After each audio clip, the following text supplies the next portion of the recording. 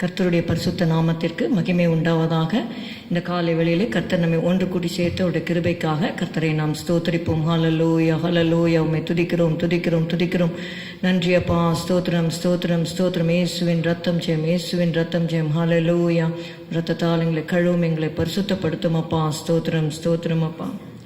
ஹல்லேலூயா. நிலையில்லா மண்ணில் எனக்காய் விலையில்லா ரத்தம் சிந்தினார். நிலையில்லா இம்மண்ணில் எனக்காய் விலையில்லா ரத்தம் சிந்தினார். ஈன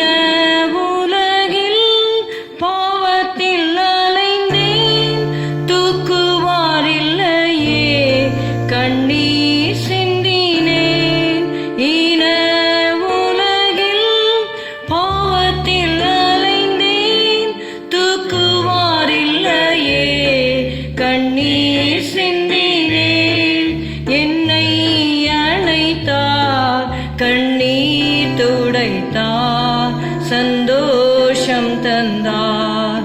நிலையில்லா இம்மண்ணில் எனக்காய் விலையில்லா ரத்தம் சிந்தினார்.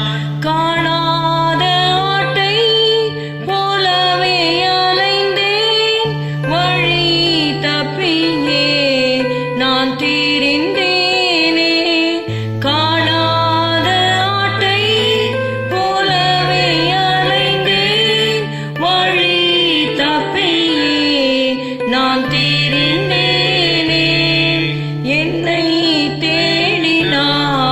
சொந்தம் ஆக்கினார், தம் மந்தையில் சேர்த்தார். என்னை தேடினார், சொந்தம் ஆக்கினார், தம் மந்தையில் சேர்த்தார். நிலையில்லா இம்மண்ணில் எனக்காய் விலையில்லா ரத்தம் சிந்தினார். என்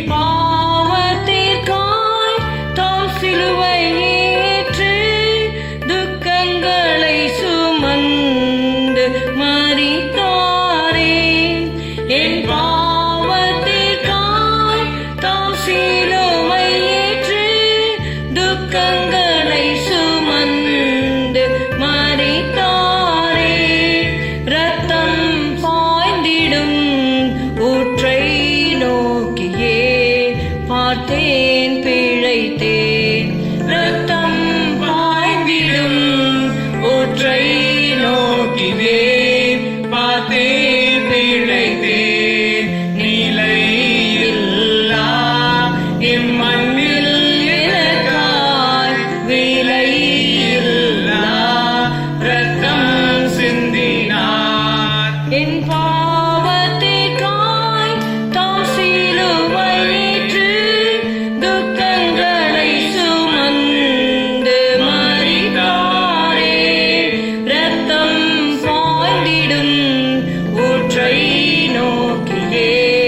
பார்த்தேன் பிழைத்தேன். அந்த பாடுகள் கோரமாய் சகித்தார், பாவ நிவாரண பலியானார். என்னை நினைத்தார், தம்மை மறந்தார், இரத்தமும் சிந்தினார். என்னை நினைத்தார், தம்மை ரத்தமும் சிந்தினார். நிலையில்லா இம்மண்ணில் எனக்காய் விலையில்லா ரத்தம் சிந்தினார். ஹல்லேலூயா. மல்கியா 4வது அதிகாரம் 6வது வசனத்திற்கு நம்முடைய வேதத்தை நாம் திருப்பிக் கொள்வோம். மல்கியா 4:6. நான் வந்து பூமியை சங்காரத்தால் அடிக்காத படிக்கு அவன் பிதாக்களுடைய இருதயத்தை பிள்ளைகளிடத்திற்கும் பிள்ளைகளுடைய இருதயத்தை அவர்கள் பிதாக்களிடத்திற்கும் திருப்புவான். Let's read Malachi 4 and verse 6. And he shall turn the heart of the fathers to the children, and the heart of the children to their fathers, lest I come and smite the earth with a curse. This prophecy was actually fulfilled in John the Baptist. Here it is said about Elijah, அதாவது எலியா தீர்க்கதரிசியை அனுப்புகிறேன் என்று சொல்லி வேதத்தில் முன் சொல்லப்பட்ட அந்த தீர்க்க தரிசனம் யோவான் ஸ்நானனில் நிறைவேறிற்று என்று நாம் பார்க்கிறோம். அதை இயேசு சொல்லும் பொழுது மத்தேயு 11வது அதிகாரத்திலே நாம் பார்க்கிறோம். 14வது வசனம், நீங்கள் ஏற்றுக்கொள்ள மனதாயிருந்தால் வருகிறவனாகிய எலியா இவன்தான். Matthew 11 and verse 14. Matthew 11 verse 14. And if he will receive it, this is Elias which was for to come. Amen. மத்தேயு 17வது அதிகாரம் 10லிருந்து 13 வரை உள்ள வசனங்களை நாம் வாசிக்கும் பொழுது, அப்பொழுது அவருடைய சீஷர்கள் அவரை நோக்கி, அப்படியானால் எலியா முந்தி வர வேண்டும் என்று வேதபாரகர் சொல்லுகிறார்களே, அது எப்படி என்று கேட்டார்கள். இயேசு அவர்களுக்கு பிரதியுத்தரமாக, எலியா முந்தி வந்து எல்லாவற்றையும் சீர்படுத்துவது மெய்தான், ஆனாலும் எலியா வந்தாயிற்று என்று உங்களுக்கு சொல்லுகிறேன். அவனை அறியாமல் தங்கள் இஷ்டப்படி அவனுக்கு செய்தார்கள். இவ்விதமாய் மனுஷகுமாரனும் அவர்களால் பாடுபடுவார் என்றார். அவர் யோவான் ஸ்நானனை குறித்து தங்களுக்கு சொன்னார் என்று சீஷர்கள் அப்பொழுது அறிந்து கொண்டார்கள். Let's read Matthew chapter 17 verses 11 to 13. And Jesus answered and said unto them, Elias truly shall come first and restore all things. But I say unto you that Elias is come already, and they knew him not, but have done unto him whatsoever they listed. Likewise shall also the Son of Man suffer of them. Then the disciples understood that he spake unto them of John the Baptist. அந்த தீர்க்கதரிசனத்தை குறித்து நாம் வாசிக்கும் பொழுது இது மாத்திரமல்ல, பிற்காலங்களிலே இன்னும் நிறைவேற போகிற ஒரு காரியமும் இருக்கிறது. அது வெளிப்படுத்தின விசேஷம் 11வது அதிகாரத்திலே நீங்கள் வீட்டிலே போய் வாசித்துக் கொள்ளுங்கள். 2 சாட்சிகளை குறித்து அதிலே பார்க்கிறோம். அதிலே ஒருவர் எலியாவாக இருக்கலாம் என்று அவர்கள் கருத்து தெரிவிக்கிறார்கள். Because Elijah did not taste death, he didn't die, he was taken up in the whirlwind. அதனால உலகத்திலே வந்து எல்லாரும் மரித்துதான் நாம் பரலோகத்திற்கு செல்ல வேண்டும் என்ற ஒரு காரியம் இருக்கிறபடினாலே அவர் வந்து மரிப்பார் என்று சொல்லி அங்கே எழுதப்பட்டிருக்கிறதை பார்க்கிறோம். And here it is written, fathers' hearts will be turned to the children and children's heart to the fathers அப்படின்னு எழுதியிருக்கு. This does not refer to the settlement of family disputes. நம்ம இந்த மாதிரி இன்னொன்னே அப்பா பிள்ளை அப்படி இல்லை. இது வந்து it refers to the pious forefathers. நம்முடைய முற்பிதாக்கள் எப்படியாக தேவனை தொழுது கொள்வதிலே அவர்கள் உற்சாகம் காட்டினார்கள் என்பதை நாம் வாசிக்கிறோம். ஏசாயா 29வது அதிகாரம் 23, 24 நீங்கள் வாசித்தீர்களானால், அவன் என் கரங்களின் செயலாகிய தன் பிள்ளைகளை தன் நடுவிலே காணும்போது என் நாமத்தை பரிசுத்தப்படுத்துவார்கள். யாக்கோபின் பரிசுத்தரை அவர்கள் பரிசுத்தப்படுத்தி இஸ்ரவேலின் தேவனுக்கு பயப்படுவார்கள். வழுவி போகிற மனதை உடையவர்கள் புத்திமான்களாகி முறுமுறுக்கிறவர்கள் உபதேசம் கற்றுக்கொள்வார்கள். Isaiah 29, 23 and 24. But when they seeth this children, the work of mine hands,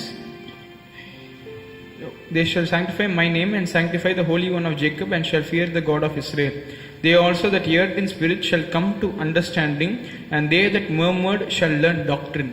Here fathers மல்கியாவில் பிதாக்கள் என்று சொல்லும்போது it refers to our pious forefathers who are very godly. Sons என்று சொல்லும்போது they represent degenerate descendants of Malachi's own time. மல்கியாவுடைய காலத்திலே தேவனை தொழுது கொள்ளாத பின் சந்ததியாரை குறித்து அங்கே எழுதப்பட்டிருக்கிறது. 2 நாளாகமம் 19:4 நம்ம வாசிக்கிறோம். நம்முடைய முற்பிதாக்கள் எப்படி இருந்தார்கள் என்று பார்க்கும் பொழுது, யோசபாத் எருசலேமிலே வாசமாயிருந்து திரும்ப பெயர்செபா தொடங்கி எப்பிராயிம் மலை தேசம் மட்டுமுள்ள ஜனத்திற்குள்ளே பிரயாணமாய் போய் அவர்களை தங்கள் பிதாக்களுடைய தேவனாகி கர்த்தரிடத்திற்கு திரும்ப பண்ணினான் என்று சொல்லி பார்க்கிறோம். கர்த்தரிடத்திலே வருகிற சந்ததியார் பின் சந்ததியார் தேவனிடத்திற்கு திரும்ப வேண்டும் என்பதின் நோக்கத்திலே அந்த வசனம் எழுதப்பட்டிருக்கிறது என்று பார்க்கிறோம்.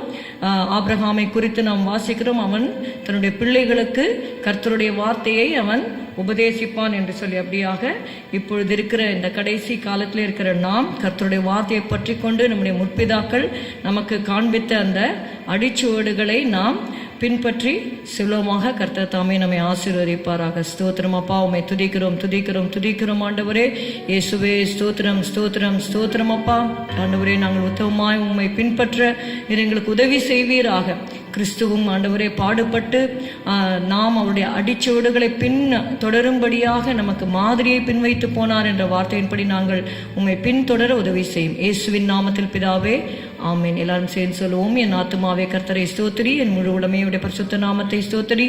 என் ஆத்துமாவே கர்த்தரை ஸ்தோத்திரி, கர்த்தர் செய்த சகல உபகாரங்களையும் மறவாதே. Good morning. Have a good day. God bless you.